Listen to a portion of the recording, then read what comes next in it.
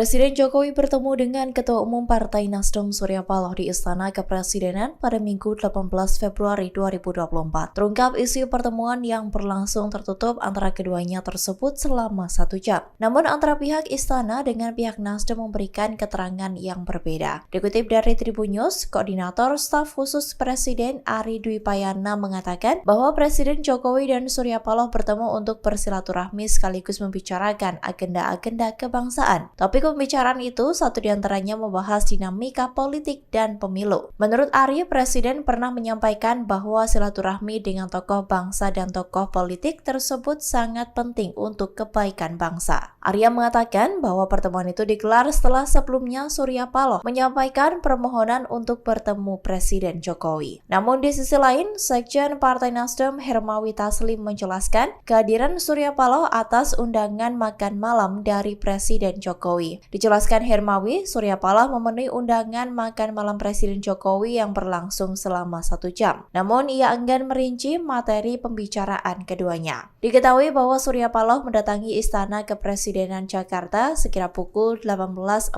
waktu Indonesia Barat melalui pintu Medan Merdeka Utara. Pintu tersebut merupakan akses masuk bagi tamu VVIP Presiden dan hanya bisa diakses secara terbatas. Download Tribun X sekarang, menghadirkan lokal menjadi Indonesia.